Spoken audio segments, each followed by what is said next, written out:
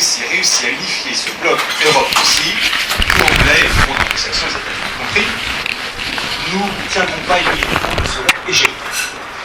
Et les deux guerres mondiales, 14-18 et 39-45, c'est pour empêcher l'Allemagne de concrétiser ce rêve d'unification de l'Europe avec les conquêtes de l'Est par l'Allemagne, l'Ukraine en particulier, puisque l'Ukraine, dès la guerre 14, avec le fameux traité de Brest-Litovsk en mars 1918, voulait contrôler ce territoire. Donc vraiment, c'est une obsession britannique, là vraiment américaine, anglo-saxonne, une obsession, il ne faut en aucun cas une unité de l'Europe à Berlin ou à Moscou ou à Helsinki. Je ne pense pas que les Finlandais jouent un rôle, mais en tout cas, Berlin ou Moscou. Et pour affiner cette chose, vous avez un autre géopolitologue, lui américain, qui est mort en 1943, qui s'appelait Nicolas Spiegelman, et qui a établi le principe que lorsqu'on ne peut pas détruire une grande puissance continentale allemande ou soviétique, eh bien on contient la masse eurasiatique, c'est-à-dire qu'on contrôle les territoires bordant l'immense continent eurasiatique, les terres du bord, le Rhineland.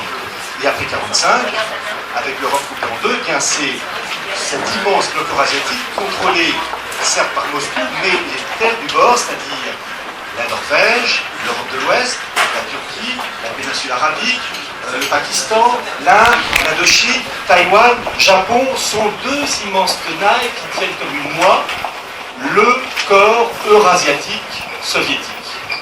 Et l'objectif des anglo-saxons, c'est d'empêcher que cette puissance terrestre, après 1945, l'Union soviétique, brise ce cercle pour atteindre les mêmes choses.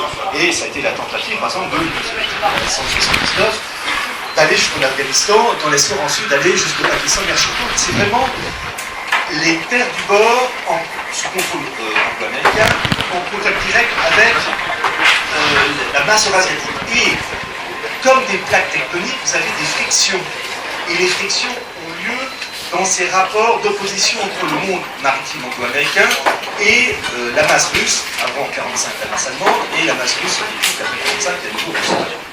Et donc, comme par hasard, les conflits ont lieu, comme par exemple la Géorgie, en 2008, qui se trouve dans la zone entre les terres du bord et la marche eurasiatique. Et l'Ukraine fait partie de cette zone. Retenez ces principes de géopolitique, parce que vous allez comprendre les répercussions aujourd'hui.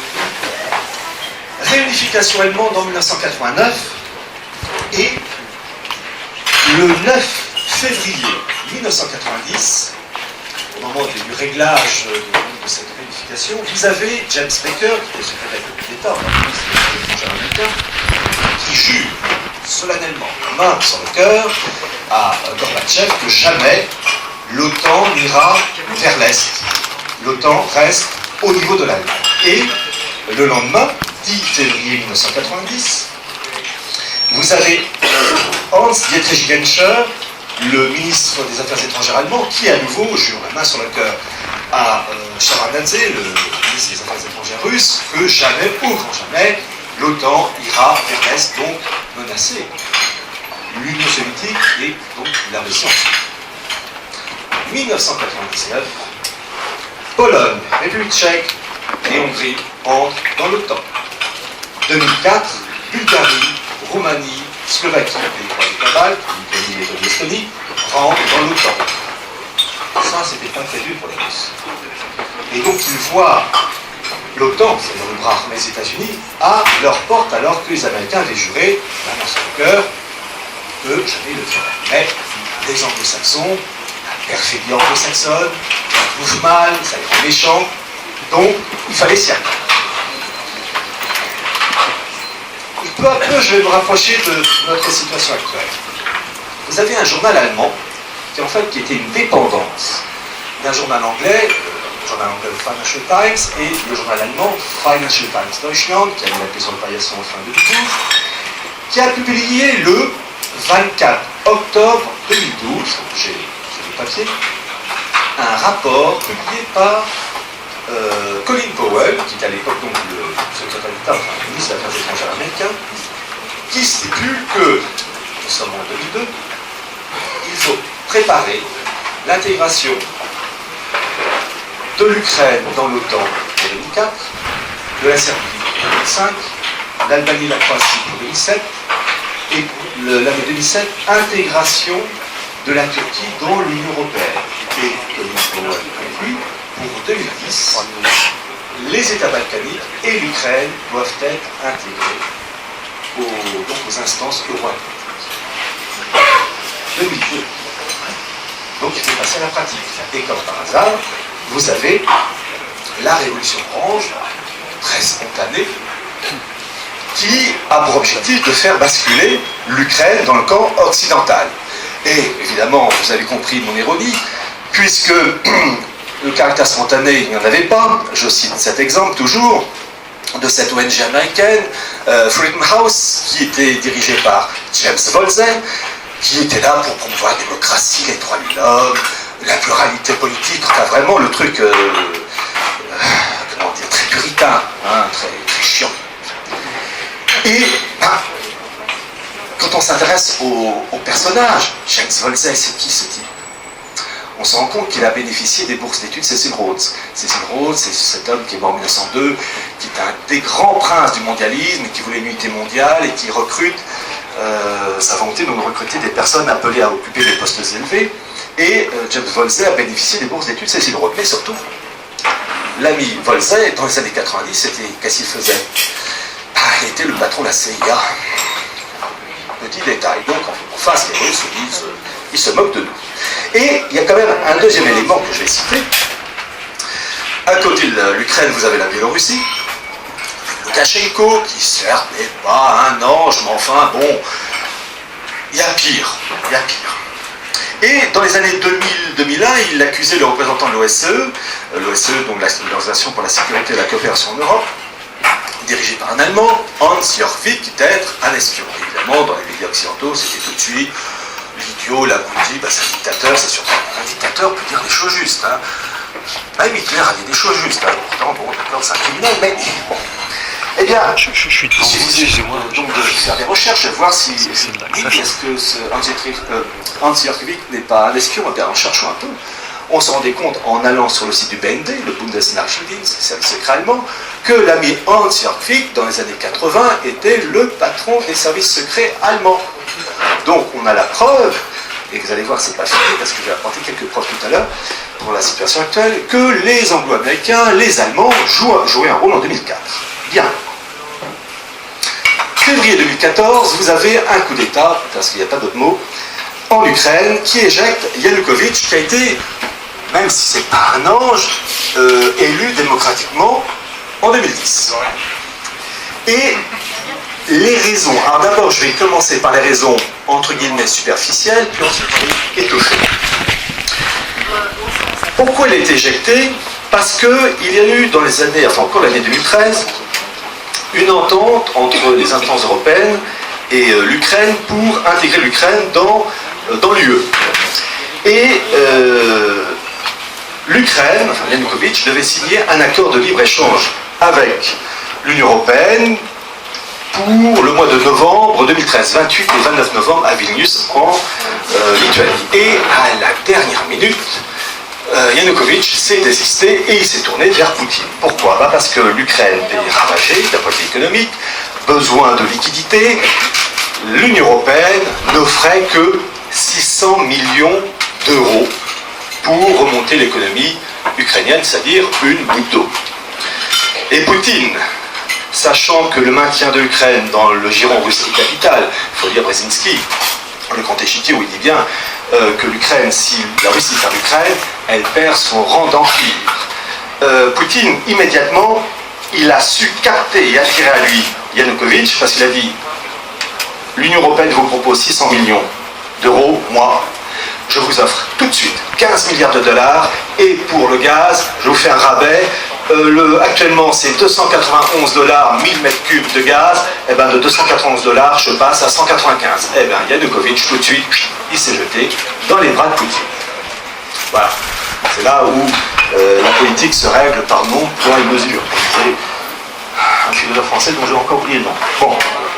Alors, il fallait encore plus loin et approfondir.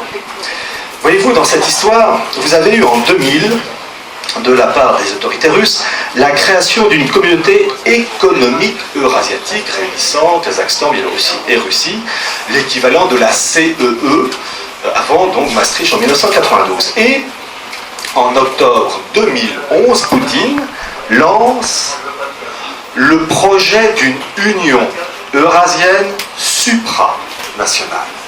Je cite l'expression de Poutine. Et je vais même citer sa phrase. Je cite Poutine, octobre 2011, « Nous proposons un modèle de puissante union supranationale capable de devenir un des pôles du monde moderne et de jouer le rôle de connecteur efficace entre l'Europe et la région Asie-Pacifique. » Actuellement, vous avez, enfin depuis pas mal d'années, des blocs continentaux qui se mettent en marche et en place. C'est l'Union européenne, c'est l'UNASUR pour l'Amérique du Sud, c'est l'Union africaine pour comment ça s'appelle, l'Afrique, et puis vous avez aussi un projet pour l'Amérique du Nord. Donc Poutine rentre dans ce jeu planétaire d'instauration d'un bloc continental unifié, supranational, réunissant Russie, Kazakhstan et Biélorussie. Et là, je vous demande de vous rappeler ce que j'ai dit, la politique anglo-saxonne, la géopolitique, il ne faut jamais qu'une puissance européenne unifie sous son autorité l'Europe et le monde russe. En effet, Poutine va franchir la ligne rouge. Novembre 2010, Poutine va à Berlin, il rencontre Angela Merkel et lui dit qu'il faut fusionner l'Union européenne et cette Union eurasienne supranationale en préparation en une seule entité afin de créer une zone de libre-échange, et je cite Poutine, allant de Lisbonne à Vladivostok. Et là, les Anglo-Américains disent, ça on ne veut pas. En 14, on ne l'a pas voulu, en 39, on ne l'a pas voulu, et là on ne veut pas. Et Poutine a réitéré sa demande, et c'est ça qui a allumé, qui a été l'étincelle, c'est tout récent, 28 janvier 2014, réunion à Bruxelles, Russie, Union européenne, et à nouveau, Poutine propose de fusionner, de créer une zone de libre-échange entre l'Union européenne et la zone Union eurasienne supranationale. Je cite Poutine, il dit ceci, « L'important est de discuter le plus sincèrement possible des questions clés. Nous avons évoqué les perspectives de création d'un espace économique et humanitaire commun de Lisbonne à l'océan Pacifique. Il est inadmissible de créer de nouvelles lignes de démarcation. Il faut au contraire travailler ensemble à la création d'une Europe unie. » Géopolitique anglo-saxonne, ils ne veulent pas ça. Que ça soit sur la direction de Berlin ou de Moscou, ils ne veulent pas ça. Rappelez-vous les propos de Alfred Mackinder. Et Poutine, lors de cette réunion de Bruxelles, 28 janvier 2014, lance l'idée même de créer, de mettre sur pied un comité d'experts pour poser les fondements de cette fusion de l'Union européenne avec l'Union eurasienne pour créer cette zone de libre-échange unifiée. Et un de ses bras droits, le vice-premier ministre Igor Chouvalov, dit ceci, qui montre qu'il y a une communion de pensée entre les élites russes et les élites de Bruxelles qui se tapent dessus dans le partage du gâteau. Il dit ceci, je cite Chouvalov, « Ceux qui critiquent l'Union économique eurasiatique, qui affirment que c'est un projet visant à faire renaître l'Union soviétique et à créer une hégémonie régionale. » J'ai sauté une ligne, désolé, je reprends. Je reprends la citation de Chouvalov. « Ceux qui critiquent l'Union économique eurasiatique affirment, voilà, que c'est un projet visant à faire renaître l'Union soviétique et à créer une hégémonie régionale. Sur le terrain, s'il y a un modèle qui inspire l'intégration économique eurasiatique, c'est l'Union européenne et non l'URSS. C'est très intéressant de voir que les élites russes s'inspirent pour la mise en place de l'Union eurasienne du modèle de l'Union européenne. Donc quand on parle de l'opposition de pensée de Poutine, Poutine qui s'oppose au modèle européen et aux valeurs occidentales, mariage pour tous, etc., c'est quand même étonnant parce qu'en fusionnant l'Union européenne et l'Union eurasienne, c'est aussi fusionner les idées de merde véhiculées par l'Union européenne qui vont donc contaminer le monde russe et le monde slave. Donc c'est quand même... Bon. Donc, bien comprendre que dans cette histoire, les Anglo-Américains, quand ils entendent Poutine le 28 janvier 2014 dire ça, alors là, ça s'appelle un casus belli. Nous sommes le 28 janvier 2014. Pourquoi? Parce que les Anglo-Américains veulent mettre en place un marché transatlantique réunissant donc l'Union européenne et en fait les États-Unis, en fait tout le bloc nord-américain, Canada, États-Unis, Mexique. Et donc si Poutine arrive à arracher l'Union européenne, ben, les Américains se retrouvent à poil. Et donc il faut à tout prix empêcher cela. Je rappelle que ce marché transatlantique a été lancé officiellement en février 2013 par Obama lors du discours sur l'état de l'Union, et en fait c'est un projet ancien.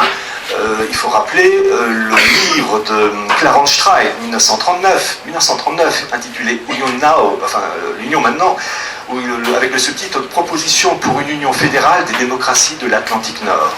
Où déjà, en 1939, il évoquait l'idée d'unifier l'Europe et l'Amérique du Nord. Et au lendemain, et sous Clarence Stride, qui était bourse d'études Cecil Rhodes, journaliste au New York Times dans le cadre de la SDN, bénéficiait de l'appui massif d'un certain William Donovan, qui sera, durant la Seconde Guerre mondiale, le patron de l'OSS, qui après s'appelle la CIA, l'appui de Truman, de Roosevelt, c'est-à-dire des élites américaines. Il faut rappeler aussi le fameux discours de Kennedy, du 4 juillet 1962, appelant à une déclaration d'interdépendance entre l'Europe et l'Amérique. Comme dit Kennedy, il faut que les Américains apprennent à penser d'une manière intercontinentale. Vision mondialiste. Et puis, vous avez les projets de la Commission, enfin, plus que les projets, les travaux de la Commission européenne pour la mise en place du marché transatlantique. Vous avez sur le site la Commission européenne, 1990, déclaration transatlantique, 1995, nouvel agenda transatlantique, 1998, partenariat économique transatlantique, 2007, CET, Conseil économique transatlantique, tous ces documents appelant à une unification du bloc euro-atlantique avec abolition des tarifs en tout genre. Déjà, Clarence Stride, avec son projet de Union Now en 1939, avait déjà posé les jalons pour une unité transatlantique en 1954 et en 1962. Et parmi la liste des signataires américains, anglais, allemands, français, eh bien, on trouve du côté français des gaullistes qui ont signé pour l'Union transatlantique 1954-1962. On voit comme nom Maurice Schumann, Michel Debré, le conseiller économique du général de Gaulle, Jacques Rueff, le général Fégan. Donc pour vous dire, on trouve aussi un socialiste, Guy Mollet. Alors lui, c'est normal, il avait le CV pour, puisque déjà en 1956, il avait traité avec les Anglais pour créer une union franco-anglaise. Il est vrai aussi que côté gaulliste, il y a une tradition, puisque le 16 juin 1940, le général de Gaulle appelait Paul Reynaud pour lui lire une lettre, enfin un papier, pour mettre en place une union franco-anglaise. Vous n'avez pas oublié ça, hein. La souveraineté française, là, est passée à la trappe. Ça a duré que quelques heures. Paul Reynaud a sauté, c'était ensuite Maréchal Pétain. Donc, mais pendant quelques heures, le général de Gaulle a soutenu le 16 juin 1940. Vous pouvez vérifier, c'est officiel, ça, les gaullistes, ça là, c'est la fourmade, donc hop, on cache ça. Mais c'est authentique, il a voulu créer une union franco-anglaise, donc la souveraineté de la France est passée à la trappe. Bien. Et puis, on va continuer dans ce marché transatlantique qui vraiment, que les Américains vraiment ils y tiennent. Voyez-vous, je vois Marianne qui a sorti le sujet sur le marché transatlantique, traité transatlantique, la nouvelle arnaque européenne qui se prépare, comment les Américains vont nous bouffer. C'est sorti aujourd'hui, mais j'ai envie de dire, mais c'était connu et prévu depuis très longtemps. J'ai lu les articles, bon oui, des choses intéressantes, mais c'est en surface, parce qu'ils se gardent bien, Marianne et consorts, de citer, voilà le petit bouquin, sorti en 2004, photomontage, avec le drapeau américain, drapeau allemand et drapeau européen de la Fondation Bertelsmann, sorti en 2004, qui en fait est un recueil de tous les travaux des think tanks anglais, américains, allemands, avec quelques apatrides français comme Trichet, et même côté italien Monti, où ils élaborent tout le programme 2002-2003, et donc condensé dans cet ouvrage sorti en 2004, pour créer ce bloc euro-atlantique unifié, le G2, comme ils le disent eux-mêmes. Il suffisait en 2004 d'aller sur le site de la Fondation Bertelsmann, de lire le résumé, de le commander, c'est ce que j'ai fait, et lu, annoté, voilà. Et puis, ça c'était 2004, Marianne aurait pu citer l'autre ouvrage clé, lui sorti en 2005, des Américains, ouvrage porté au pinacle en 2005 dans un discours de Barroso, président de la Commission européenne, un bouquin pour réussir le marché transatlantique qui s'appelle Deep Integration. J'ose pas vous traduire littéralement le titre de ce livre, mais une chose est sûre, au moins ils sont sincères, parce que si les choses vont jusqu'au bout, on va... disons qu'un suppositoire à côté, c'est rien. Voilà, sorti en 2005, qu'est-ce qu'ils attendent pour citer cet ouvrage, qui est vraiment ouvrage clé, ces deux bouquins, 2004-2005, tout le programme est là. Il faut les commander, les lire. Et quand je vois nos farouches défenseurs de la classe politique française, qui défendent la souveraineté, les Mignard, les Chevènement, les Dupont-Aignan, il y a qui d'autres, parce qu'ils sont tellement transparents, il y a d'autres, même Le Pen, eh ben, en 2003-2004, lorsque je leur parlais de ça, théorie du complot, ou bien bon, on s'en fout. Ben, maintenant, Res Republica de Chevènement, ils ont fait un truc sur le marché transatlantique septembre 2013. Septembre 2013. Eh bien, quand j'ai sorti mon bouquin, La décomposition des nations européennes en 2004, avec le sous-titre de l'Union euro-atlantique à l'état mondial, où il y a un chapitre, deux chapitres, consacrés à la mise en place du bloc euro-atlantique, j'ai trouvé porte close. Et pourtant, tout y est. Il n'y a pas de complot. Il y a une discrétion de la part des dirigeants qui nous mènent. Et pour cela, vous avez parmi les think tanks allemands, il y en a un qui est très intéressant, qui est le CAP. Le CAP, c'est le sigle pour Centre de recherche de politique appliquée, dirigé par un certain George Weidenfeld. George Weidenfeld était, dans les années 90, chargé des relations germano-américaines au sein du gouvernement allemand. Donc, personnage officiel, politique, et donc ses travaux sont une émanation directe du gouvernement allemand. Et bien ce George Weidenfeld, patron du CAP, a sorti un tableau en 2003 que j'ai traduit et qui représente l'évolution de l'Union européenne. Alors, dans tous les domaines, à gauche, état de droit, dynamique, organisation, élargissement, conséquences extérieures, et à partir de tous ces points, l'évolution de l'échec le plus complet, et en 5 étapes, de la réussite la plus grande. Alors, l'échec le plus complet, c'est le Titanic. L'étape supérieure, un peu mieux, noyau européen. Après, l'étape intermédiaire, méthode monnaie. 4e étape, qui marche bien, la sphère d'influence. Et pour eux, 5e étape, c'est la 5e où tout réussit, tout marche. Eh bien, ça s'appelle superpuissance. Et je vais vous lire uniquement la colonne consacrée à la superpuissance. Sortie en 2003. Sortie en 2003, il y a 11 ans. Eh bien, pour l'état de droit, qu'est-ce qu'ils disent? Quand ça marche parfaitement, c'est... J'ai fait que traduire le tableau. Ils disent processus de formation de l'État européen, sens de l'État, système, gouvernement spécifique. D'un point de vue dynamique, ils disent le développement de l'intégration suit son cours, communautarisation de tous les secteurs politiques majeurs. D'un point de vue organisation, claire division des pouvoirs, pour la commission compétences exécutives importantes, élection directe du président de la commission, parlementarisation complète, contrôle de la Cour de justice européenne, propres ressources financières européennes. D'un point de vue élargissement, la réussite la plus grande, ils disent système ouvert, ça c'est vrai. Dans le processus de développement de l'État, possibilité d'accueillir de nouveaux membres. À aucun État européen il n'est interdit de devenir membre de l'UE. Les États non européens exercent des pressions pour adhérer, et ils citent 2 pays, Israël et Maroc. Les 3 points de suspension. Donc il y en a d'autres. D'un point de vue conséquences extérieures, écoutez la modernité de ces travaux faits en 2002-2003 et parus en 2003. Donc pour l'Union européenne, conséquences extérieures, acteur complet pour la sécurité mondiale, établissement d'une union de défense et de sécurité, emploi illimité des moyens militaires, parité de puissance avec les États-Unis, établissement d'un espace économique atlantique, siège permanent de l'UE au Conseil de sécurité de l'ONU. On avait tout le programme. Eh bien, quand j'ai présenté ça à cette époque, j'ai eu, non pas des politiques, mais des politiciens. Et après, enfin, 10 ans après, 11 ans après, ils en parlent.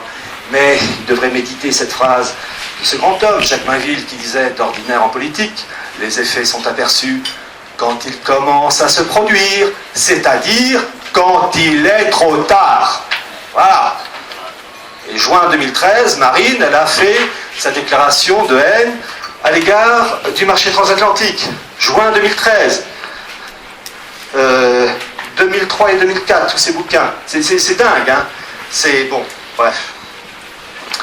Et puis, je vais continuer. Ce fameux marché transatlantique, donc, doit voir le jour. Et de l'autre côté, l'ami Poutine, il fait tout pour conserver l'Ukraine. Et là, vous avez au niveau de l'Ukraine une bataille. Déjà en 2004, cette bataille, il y a eu un échec de la part des Occidentaux. Ils ont remis la gomme en février 2014. Alors, vous avez eu, au mois de février 2014, sur la place Maïdan, à Kiev, 3 grands partis qui ont manifesté leur volonté d'intégrer l'Union européenne, ou en tout cas de s'en rapprocher pour les valeurs de démocratie, des droits de l'homme, toujours la même rhétorique. Ces 3 grands partis sont, le premier, l'Union pan-ukrainienne, dirigée, vous savez, par Tymoshenko, là, cette femme blonde avec les tresses, pas qu'elles sont fausses, mais enfin bon. Et cette Union pan-ukrainienne, eh bien, il faut étudier. On voit le nom, il faut voir. Pan-ukrainien. Pan, P-A-N, veut dire tout en grec. Pan-Europe, pan-germanisme, pan-slavisme. Bon. Oui, c'est ça. Pan-turquisme. Il faut étudier l'âme de ce parti. Eh bien, l'Union pan-ukrainienne est un parti libéral, pro-européen, membre observateur au PPE, auprès du PPE. Le PPE, c'est le Parti populaire européen, au sein du Parlement européen. Et ce parti, Union pan-ukrainienne, est très lié à la CDU d'Angela Merkel, la chancelière. Retenez bien ça parce que je vais faire un petit rajout tout à l'heure. Deuxième parti politique, et c'est là où nos médias ne font pas le boulot. Deuxième parti politique sur la place Maïdan en février 2014, l'Oudar. L'Oudar, c'est le choc en ukrainien, dirigé, vous savez, par le boxeur Vitaly Klitschko. Ils ont un site internet. On va y aller. Alors, la première fois que j'y suis allé, j'ai dit, ah merde, c'est en ukrainien. Et puis, c'est en anglais aussi. Ah, très bien, on clique anglais. Et puis, tout de suite, réflexe automatique, mis à part toujours le baratin, droit de l'homme, démocratie, ça c'est l'attentat à la crème, ça marche. Il faut toujours, comme réflexe, dire d'où vient le fric qui soutient. Et dis-moi qui te soutient, je te dirai qui tu es. Et dans la rubrique en anglais à gauche, il faut cliquer, vous avez plusieurs trucs qui apparaissent en anglais, et vous cliquez sur Partners. Partenariat, soutien, vous cliquez, et là, c'est pas la nativité, mais en tout cas c'est une révélation. Vous avez des groupes qui soutiennent Klitschko. 3 fois rien. Le premier, c'est une ONG américaine qui s'appelle l'IRI, abréviation de International Republican Institute. On regarde, on va sur leur site, droits de l'homme, démocratie, pluralité politique, ouais. Dirigé par le sénateur John McCain. Celui qui a failli devenir président des États-Unis. Bon, on se dit peut-être que la deuxième ONG américaine est mieux, moins nocive. On va sur la NDI, abréviation de National Democratic Institute, dirigée par l'ancienne secrétaire d'État Madeleine Albright. Avec ça, on se dit, bon, et cerise sur le gâteau, je vais vous parler du parti l'autre, l'Union pan-ukrainienne, liée à la CDU de Merkel. Et bien parmi les soutiens à l'Oudar de Klitschko, donc, eh bien, il y a la CDU. Donc il y a les 2 ONG américaines, avec Madeleine Albright et John McCain, et la CDU de Merkel, CDU, et aussi la fondation Konrad Adenauer. Les Allemands, on connaît mal l'Allemagne, pourtant c'est un pays voisin. les partis politiques allemands sont toujours pilotés par des fondations secondées. Des fondations qui élaborent les programmes politiques, mais qui sont aussi des centres d'espionnage. Bon, les fondations à Paris allemandes sont là pour l'amitié, évidemment, franco-allemande, mais enfin aussi l'amitié pour avoir des informations. Bon. Dans le cas de la CDU, c'est la fondation Konrad Adenauer, pour les Verts, c'est la fondation Heinrich Böll, pour les socialistes, c'est la fondation Friedrich Ebert, et pour la CSU, l'équivalent de Philippe de Villiers, c'est la fondation Hans Seidel. Bon, eh bien, la fondation Konrad Adenauer, liée donc à la CDU de Merkel, janvier et octobre 2011, ont financé tout un programme pour faire venir Klitschko en Allemagne pour qu'il s'inspire du modèle politique, fédéral et économique allemand. Tout frais payé, et Klitschko a rencontré tout le gratin politique allemand. Voilà. Donc, oui, il y a un soutien de l'Occident, et allemand et anglo-américain, n'oubliez jamais que l'Allemagne a toujours dévisé sur l'Ukraine. Et enfin, le troisième parti qui a manifesté, c'est Swoboda, qui est un parti pro-nazi qui est dirigé par Ole Tyanibok. Alors ça m'a toujours un peu sidéré. Côté vraiment nazi, là, il n'y a pas de... C'est pas, on pourrait dire, oui, un peu la droite un peu musclée, bon, qu'il fallait un petit dérapage, mais non, là c'est vraiment... c'est embêtant quand même. Et parce que quand même, on nous fait toujours la morale sur le juste titre contre le nazisme, ça d'accord, mais on ne soutient pas un parti dont les références sont nazies, comme c'est le cas. Et ce qui est ironique, c'est que j'ai envie de dire à ces Slaves, à ces Ukrainiens, mais bande d'idiots, vous dites pro-nazi, mais l'idéologie nazie était raciste à l'égard des Slaves. Dans l'idéologie nazie, les sous-hommes c'était les Juifs, les Tziganes et les Slaves. Donc, avec un régime nazi, vous étiez rangé au rang de Slaves. Il faut croire que peut-être le mérite. Hein. Bon. Alors, parce que vraiment, bon, les conséquences, vous ne prenez pas à la lettre ce que j'ai dit, mais j'ai envie de dire, mais soyez logiques, évidemment. Mais comment peut-on être slave et pro-nazi? De toute manière, que ce soit même belge, on ne peut pas être pro-nazi. Mais comprenez, on a envie de dire, mais le racisme nazi, mais les Slaves, ils ont dégusté. Hein, ils ont dégusté. Et alors qu'il y a une civilisation slave magnifique, des civilisations slaves magnifiques. Conséquence de ce coup d'État en Ukraine. Eh bien, on revient à la géopolitique anglo-saxonne. Les anglo-américains n'ont jamais voulu une unité de l'Europe, Europe et Russie. Avec ce qui se passe, eh bien, ces projets lancés et proposés par Poutine en 2010 à Merkel et en janvier 2014, de fusionner, de créer une zone de libre-échange de Vladivostok, enfin de Lisbonne à Vladivostok, eh bien, c'est passé à la trappe. Parce qu'il maintenant il y a une telle haine, une telle opposition que maintenant il y a une frontière entre le monde russe et le bloc euro-atlantique. Et donc les Anglo-Américains, Londres et Washington, ils ont gagné. Ce risque de fusion, eh bien là, il ne risque pas de revenir de sitôt. Dans cette histoire, entre le bloc euro-atlantique et la Russie, nous avons le principe orwellien de l'opposition entre Océania et Eurasia. La gestion des contraires.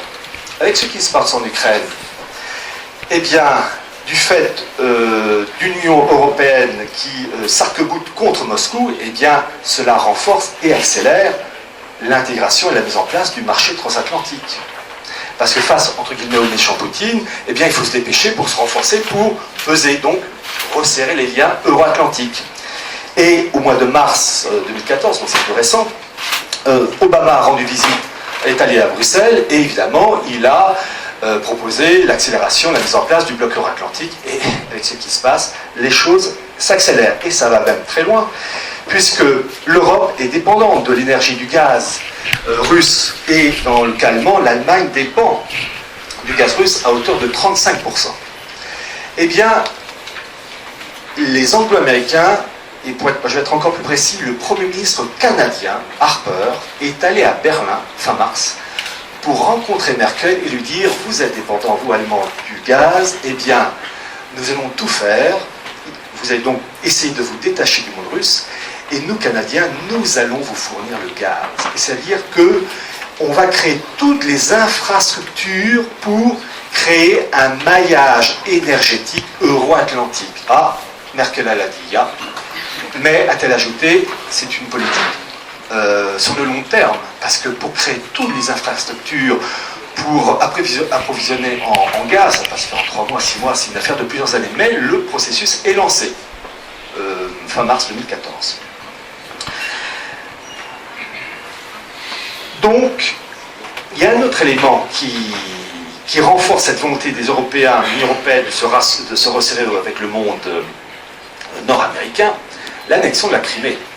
La Crimée, avant son annexion, cette année, appartenait à l'Ukraine, mais avec un statut particulier, dans ce sens que la Crimée, avec d'abord une population largement russophone et puis des bases militaires russes, la Crimée était, avant son annexion, sous l'autorité de Kiev, avait droit à un bail. C'est-à-dire qu'en fait, Kiev accordait un bail politique et financier à Moscou qui devait payer à chaque fois pour l'entretien de ses troupes. Enfin bref, c'est une location que faisait Kiev.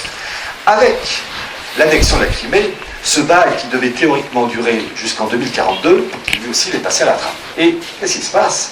C'est que la Crimée étant devenue entièrement russe, faisant partie de la souveraineté de l'État russe, vous avez ce qu'on appelle la fameuse zone économique exclusive, qui fait que tout pays qui a une façade maritime a un droit de souveraineté, de jouissance de ce qu'il y a dans l'eau et dans le sol, à hauteur de 200 000 marins, en gros 370 km. Ce qui fait que la Crimée, qui était avant ukrainienne, maintenant russe, tous les oléoducs et gazoducs venant de Sibérie, de mer Caspienne, et qui traversent la mer Noire ou la Crimée, quand la Crimée traverse la Crimée, c'est en territoire russe et plus ukrainien.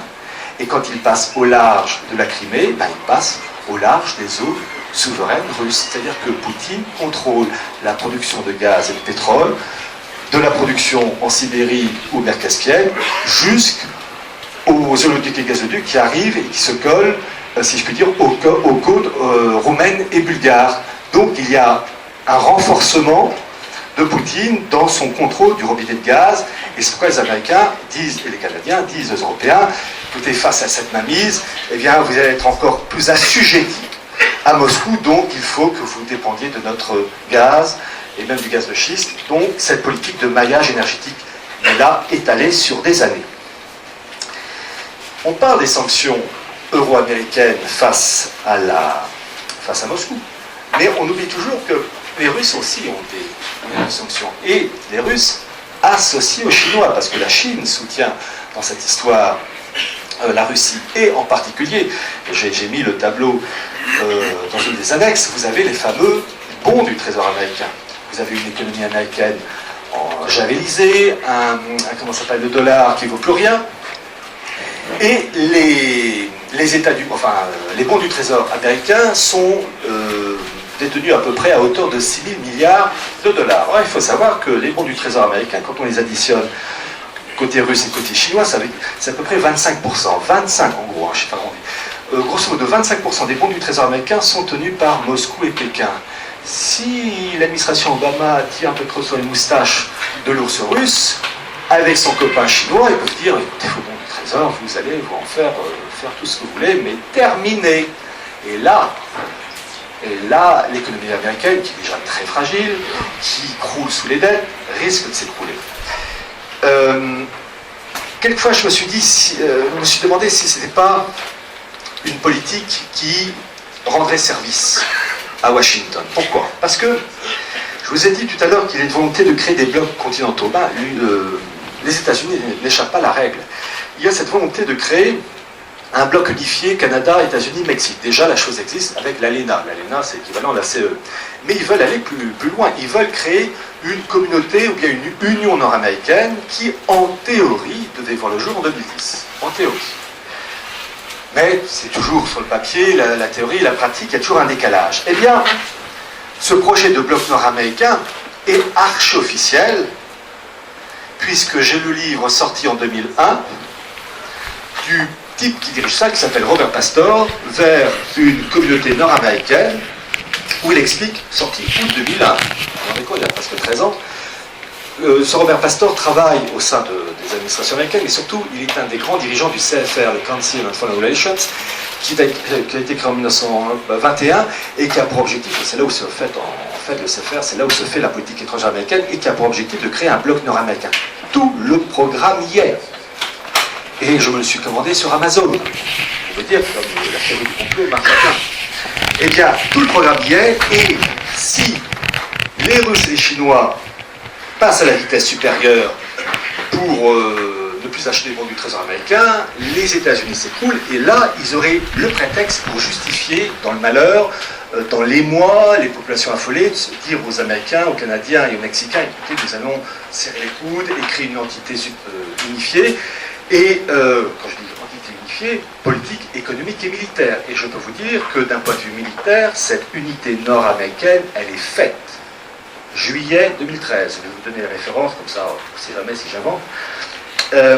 Juillet 2013, vous avez une sénatrice, Dianne Feinstein, Dianne avec deux E, Feinstein, F-E-I-N-S-T-E-I-N, sénatrice de son État, qui a fait un topo, vous savez, filmé comme d'habitude au sein du Sénat américain, et qui parlait de la NSA, donc pour la sécurité des États-Unis, et la lutte contre le terrorisme, enfin un truc classique. Et ses collaborateurs ont présenté un grand tableau pour montrer l'action de la NSA. Je rappelle donc institut américain, donc sur le territoire américain.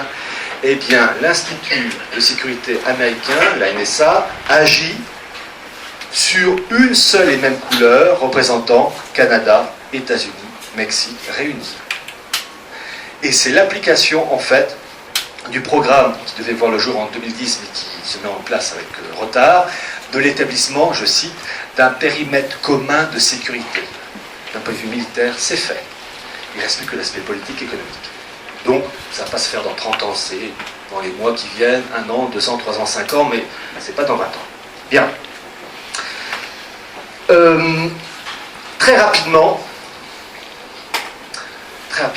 mais j'y tiens quand même, vous avez le ministère des Affaires étrangères russe, le 17 mars 2014, qui a présenté un programme pour essayer de stabiliser l'Ukraine, en disant il faut fédéraliser l'Ukraine. C'est-à-dire faire en sorte que les régions russes laissent l'Ukraine aient une autonomie politique, économique, administrative, protection des minorités, et possibilité d'avoir une politique interrégionale. Or, comme par hasard, tout ce qu'ils disent correspond exactement à ce que font les Allemands dans le cadre de la construction européenne. Et là, dans cette histoire, les Allemands et les Américains ont refusé. Parce qu'une autonomie politique forte des régions russophones en Ukraine ferait qu'ils pourraient travailler directement avec Moscou et donc affaiblir l'État ukrainien qui serait donc un État fantoche. Et donc on est dans cette situation, avril 2014, où la tension monte en Ukraine et à première vue, tout semble parti pour, en tout cas, s'aggraver avec des tensions. Je vais vous parler de la régionalisation et du principe fédéral voulu par Moscou pour l'Ukraine et qui correspond d'un point de vue programme exactement à ce qui se fait dans le cadre de la construction européenne. Et les Américains et les Allemands qui sont pour le fédéralisme, qui sont pour la régionalisation, la refusent dans le cas ukrainien parce que l'Ukraine perdrait de son intérêt et resterait sous l'égide de Moscou. Voyez-vous, dans le cadre de la régionalisation, et vous avez tous en tête les propos de Manuel Valls la semaine dernière, où il a proposé de diviser par 2 le nombre de régions, de 22 à 11, et puis pour le 1er janvier 2017, et puis de faire un sort aussi aux départements, enfin aux conseils départementaux pour 2021. Évidemment, il n'est que le porte-parole de cette politique de régionalisation qui a été lancée en 2002 par Jean-Pierre Raffarin, et qui, ces gens-là, les politiciens, ne sont que des agents du système. Car quand on voit un phénomène, il y a le réflexe automatique de se dire d'où vient cette volonté de régionalisation. Bon, certes, quand on regarde le Herald Tribune du 24 septembre 1974, enfin septembre 1974, vous avez déjà un projet de régionalisation de tout l'ouest de l'Europe, à l'époque de la CE. C'est curieux que les Américains soient à ce point conscients et connaissent qu'il faut régionaliser toute l'Europe de l'Ouest. Ils doivent y trouver un intérêt, à mon avis. Et puis vous avez le principe de l'Europe fédérale qui se met en place. On en parle de plus en plus. Et d'ailleurs c'est un principe officiel depuis Maastricht, depuis 1992, où Roland Dumas, ministre des Affaires étrangères de Mitterrand, dit qu'il faut, du haut de la tribune de l'Assemblée nationale, mettre en place une Europe fédérale à structure supranationale. Mais qui a décidé? Qui? Toujours, on voit le fait, l'origine du fait, le principe de causalité. Quand on lit Bainville, à la fin, on commence à avoir des réflexes. Eh bien, pour pour savoir ça, il suffit d'avoir ce document, revue des questions allemandes du premier trimestre 1998. Revue archi-conventionnelle, c'est pas Rivarol, hein, je vous le dis tout de suite, avec un chapitre intitulé « L'Europe et les Länder », écrit par un professeur de sciences politiques allemand, Rudolf Herbeck. Alors, je ne vais pas vous lire évidemment tout l'article, je vais vous lire le passage où il dit comment l'Allemagne, quand il dit l'Allemagne, les autorités politiques allemandes ont décidé que l'Europe serait fédérale. J'ai mis en jaune avec un trait rouge pour vous dire, ce sont des moyens pour moi de retenir quand je feuillette un truc, c'est important. Alors, je vais vous lire le passage, ça sera comme ça. Je cite Rudolf Herbeck. Déjà, je vous donne la date, c'est octobre 1987 à Munich, que les Allemands ont décidé que l'Europe serait fédérale. On va dire, oui, enfin, nous, on pourrait dire si on est d'accord ou pas. Non, il faut obéir. Bon, alors, qu'est-ce qu'il dit? Je cite. Le point de départ de cette nouvelle série d'initiatives fut la résolution de la conférence des ministres-présidents. Les ministres-présidents, c'est ceux qui dirigent les Länder, on va dire ça, etc. Donc, fut la résolution de la conférence des ministres-présidents d'octobre 1987 à Munich, où fut fixé comme objectif une Europe aux structures fédérales. Voilà l'acte de naissance. 5 ans plus tard, c'est 1992, c'est Maastricht.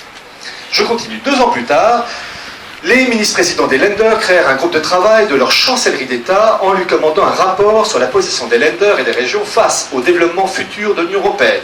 Remis au ministre-président en mai 1990, vous avez les Allemands, c'est méthodique. Hein, ce rapport très détaillé, contenant des propositions concrètes pour une révision des traités régissant la communauté, comprenait 4 points principaux. Introduction du principe de subsidiarité, modèle pour la participation des Länder et des régions aux travaux du Conseil des ministres, création au plan communautaire d'un organe régional, possibilité pour les Länder et les régions d'intenter en tant que telles des actions auprès de la Cour de justice européenne. Ces revendications furent soutenues par 2 résolutions, l'une des ministres-présidents du 7 juillet 1990 et l'autre du Bundesrat, qui est l'équivalent du Sénat, qui réunit les régions, enfin les provinces allemandes, enfin Saxe, Bavière, etc., et l'autre du Bundesrat du 24 août 1990. La résolution du Bundesrat demandait en outre au gouvernement fédéral allemand de faire participer les Länder aux travaux, y compris les travaux préparatoires, de la conférence gouvernementale et à l'élaboration des positions qui seraient adoptées par les négociateurs allemands. Le gouvernement allemand répondit favorablement à cette demande des Länder. Ce n'est que durant les négociations finales à Maastricht que les chefs d'État et de gouvernement restèrent seuls avec les ministres des Affaires étrangères. Dans la phase préparatoire, au contraire, les Länder et le gouvernement fédéral collaborèrent de façon étroite.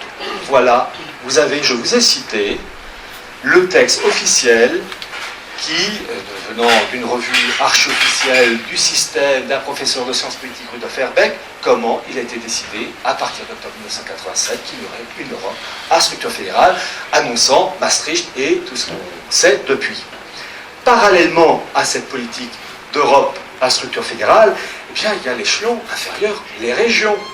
Et quand Valls a annoncé ce passage de 22 à 11 régions, en fait, politique promue la première fois par Jean-Pierre Raffarin en 2002, eh bien, le réflexe automatique qu'il faut avoir, qui est à l'origine de ça?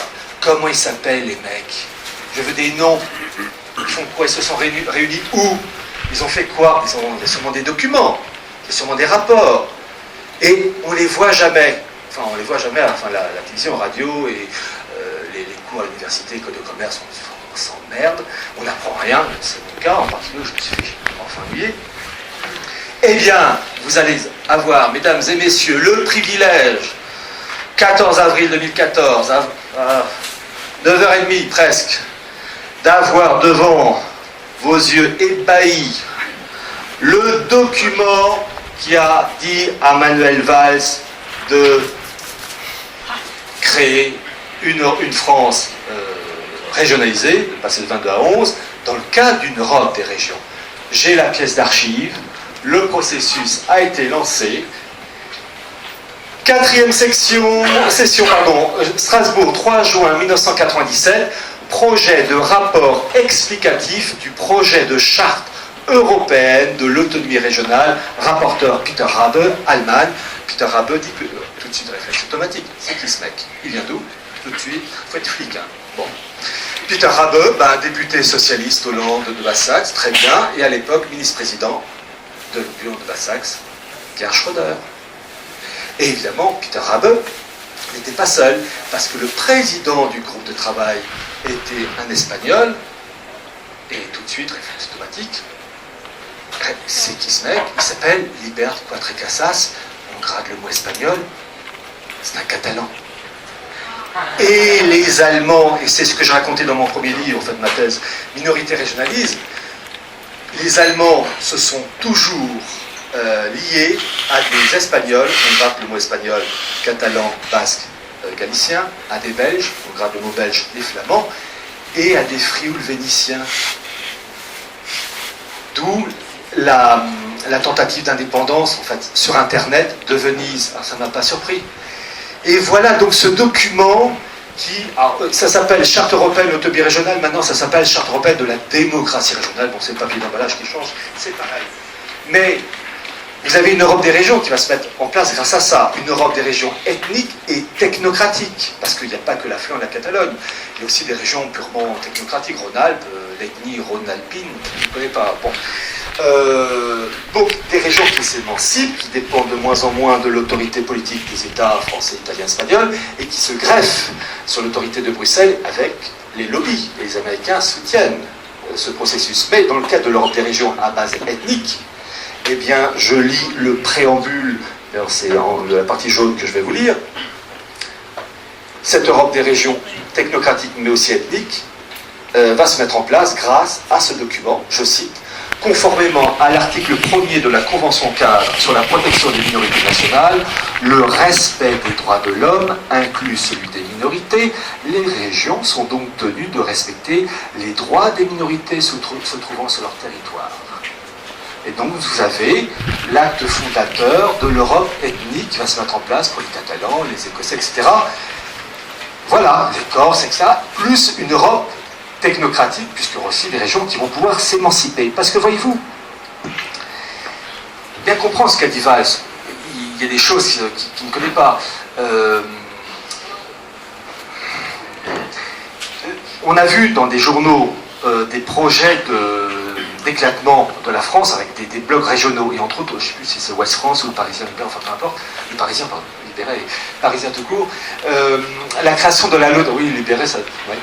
La Lotharingie, création de la Lotharingie, enfin ce sont des projets de la Lotharingie, mais vous savez, quand j'ai vu ça, ça ne m'a pas fait sursauter, parce que vous avez eu, en 1996, la signature du traité de Karlsruhe, avec le ministre des Affaires étrangères allemand, qui était aussi l'ancien patron des services secrets allemands, Klaus Kinkel, qui a signé ce document pour favoriser l'émancipation des régions le long de la vallée du Rhin.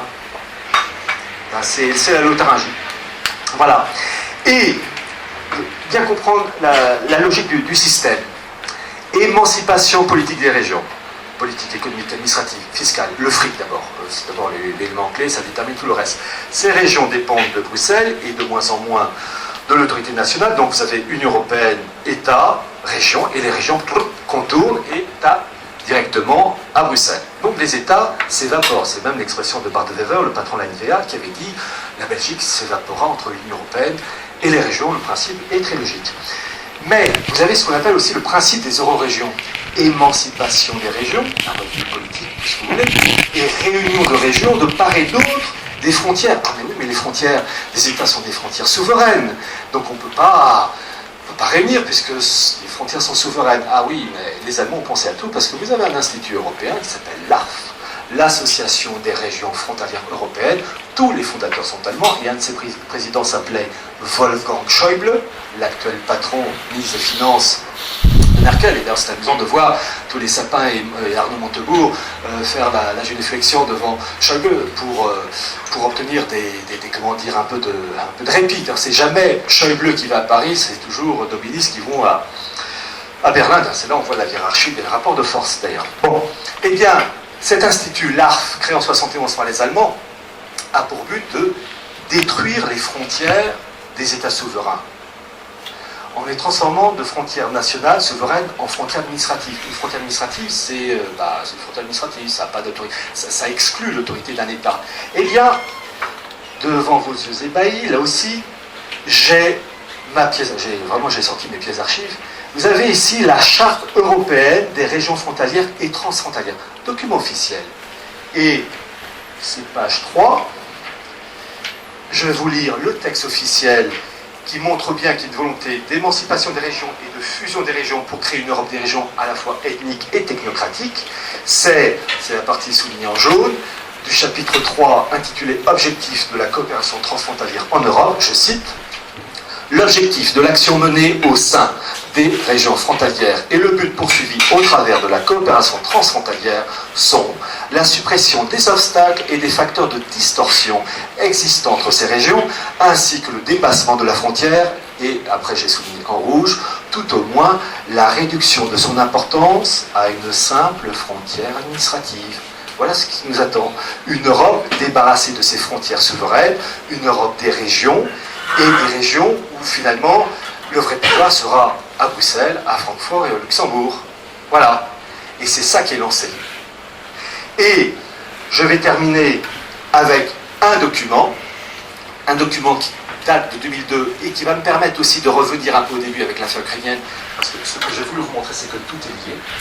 C'est un institut européen qui s'appelle l'ARE, l'Assemblée des régions d'Europe, qui promeut la régionalisation. Et quand j'ai étudié cet institut, on se rend compte que la Commission 1, pendant de nombreuses années, était dirigée par les Allemands, ils ont avec des Basques, des Catalans, enfin un peu classique. Eh bien, cet institut a pondu une carte que j'ai, un peu carte Michelin, 2002, l'Assemblée des régions d'Europe, d'une Europe entièrement régionalisée, en sachant, mesdames et messieurs, que la carte que je vais vous montrer, elle est temporaire. C'est comme une maladie, hein, un cancer au début, un cancer à la fin, c'est pas pareil. Eh bien, le cancer régionaliste qui détruit les États européens, c'est une photo qui va peu à peu muter en pire. Eh bien, ça donne ça. Photo, monsieur, oui. Voilà. En douceur. Voilà. Alors, on va vous montrer ça après. Voyez-vous, on va... oui, peut-être, monsieur, si vous pouvez lever la carte, s'il vous plaît. C'est intéressant de voir que tout est régionalisé, la Turquie, les États du Caucase, l'Ukraine, la Biélorussie, la Russie. Et là, mesdames et messieurs, regardez. En fait, je vous parlais des rivalités entre Océania et Eurasia. Eh bien, ils sont en train, c'est une dispute entre deux empires. Le bloc euro-atlantique est en train de se disputer avec Poutine, l'Union eurasienne, pour fixer la frontière par là. Poutine dit, moi je veux ce morceau, moi je veux pas. Et voilà, donc en fait, cette région parcellisée, c'est une zone de dispute. Et après, je ne peux pas vous dire à quel endroit ils vont réussir à s'entendre, s'ils arrivent à s'entendre. Parce que là, j'avoue que ça sent mauvais et qu'on ne sait jamais que ça peut dégénérer, je n'espère pas, mais enfin, ça peut dégénérer en pire. Mais en fait, c'est très intéressant de voir que vous avez un gâteau, un millefeuille, et il y en a un qui veut un gros morceau, l'autre ne veut pas.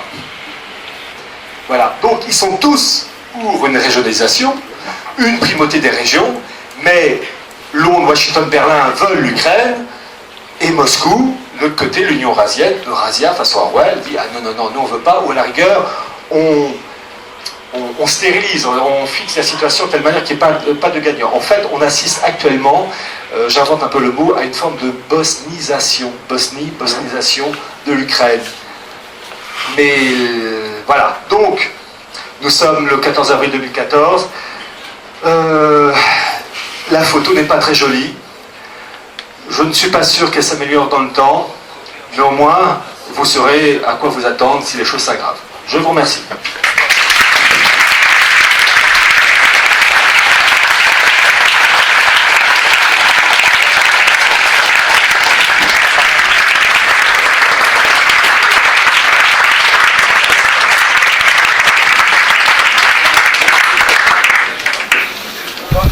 On va passer très brièvement aux questions.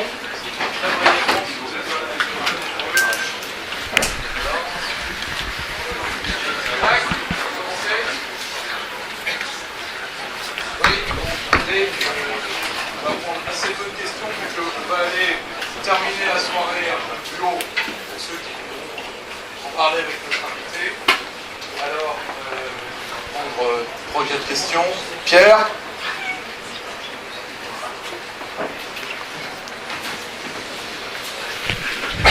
Est-ce que cette inquiétude vis-à-vis de la régionalisation de l'Europe et de la France est une raison suffisante pour s'opposer à la nécessaire suppression des départements, c'est-à-dire du corset jacobin qui enserre la France et qui nous coûte très très cher à tout point de vue. Monsieur, c'est bon, ça marche?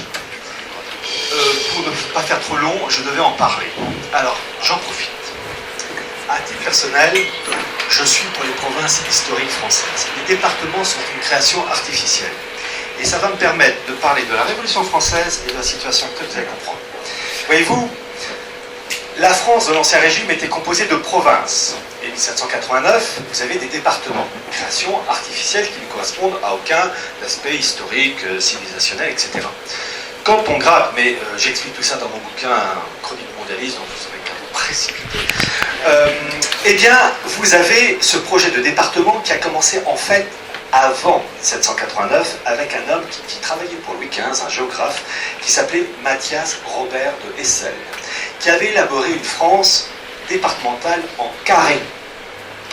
Et ce projet a été repris le 3 novembre 1789 par un révolutionnaire qui s'appelait député à la Constituante, qui s'appelait Jacques-Guillaume Touret, qui avait élaboré un discours, enfin le titre c'était Discours sur la nouvelle division du royaume ou de la France, je ne sais plus exactement le titre, et c'était une France divisée en carrés.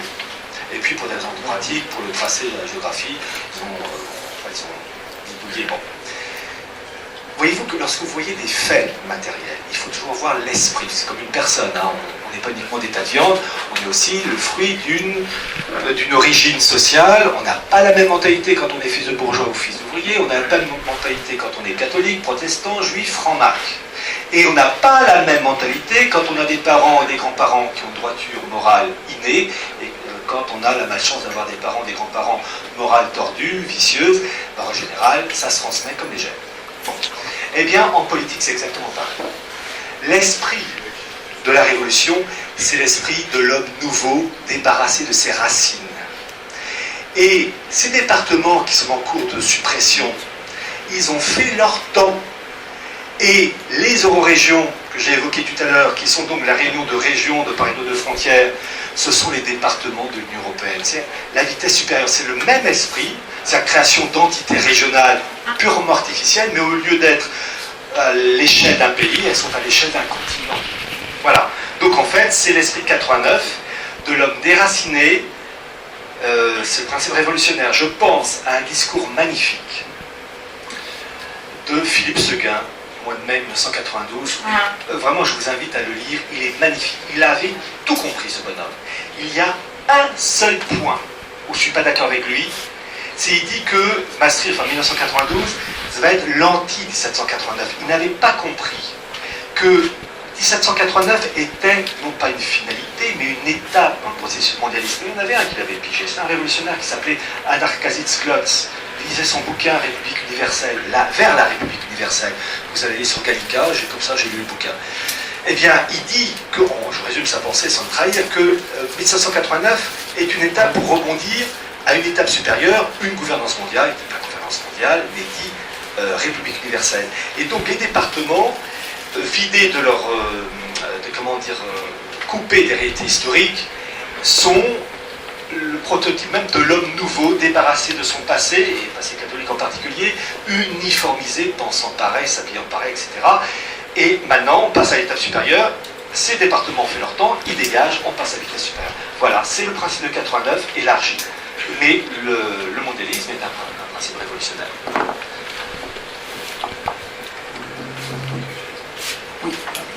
Bonsoir, j'ai écouté avec attention la formation d'une Europe fédérale en marche, et je voulais savoir en termes de gouvernance, si la gouvernance de cette Europe fédérale était déjà écrite, ou s'il y avait plusieurs scénarios, avec notamment un risque pour le bloc nord-américain d'une sécession de cette Europe fédérale à terme.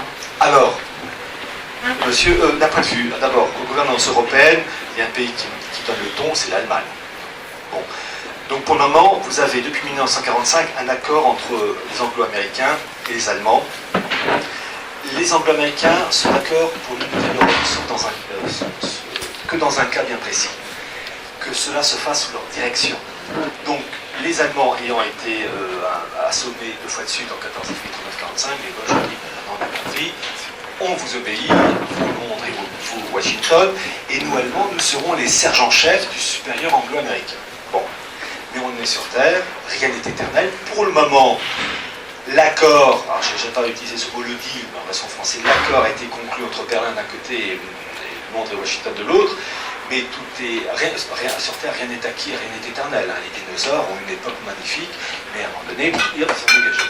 Et bien là, un jour, cette situation changera. Pour le moment, elle tient. Combien de temps? Je ne sais pas.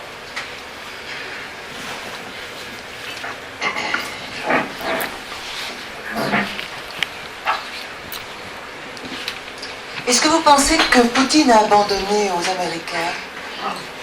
Comment? Est-ce que vous pensez que Poutine a abandonné aux Américains? Quand vous dites abandonner, madame, vous voulez... Le combat, enfin... Ah, Poutine, abandonné. Ah non, pour le moment, c'est un combat d'influence. En fait, ils se tapent entre eux. Le monde oligarchique russe est très lié à la City.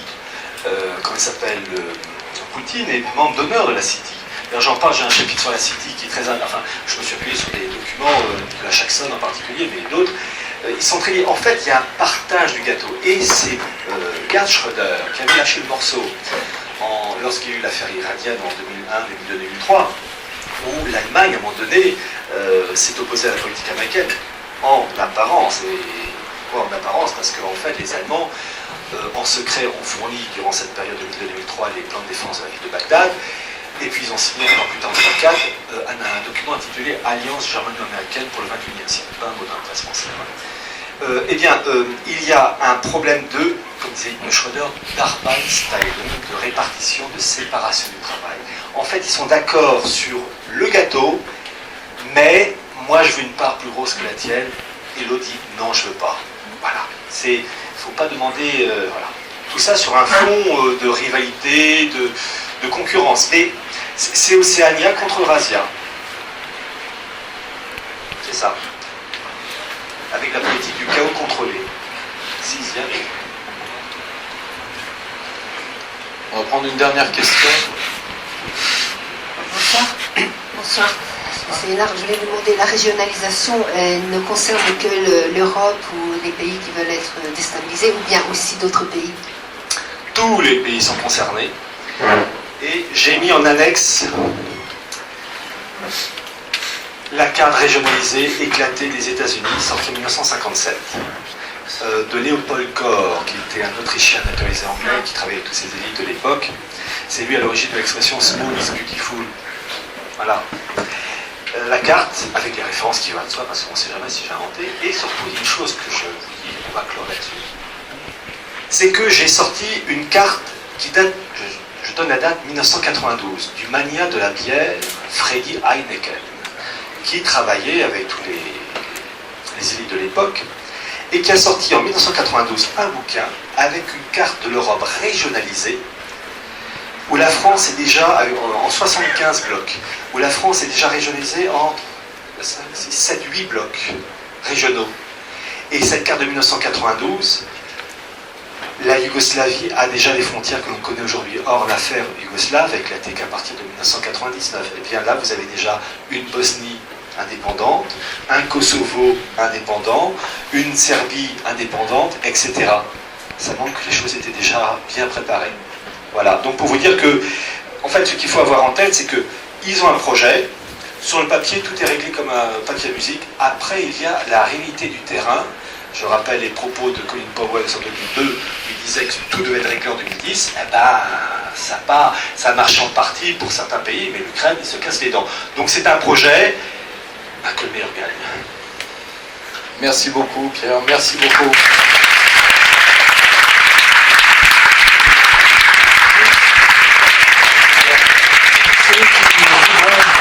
Poursuivre par des conversations, donc on va monter prendre un verre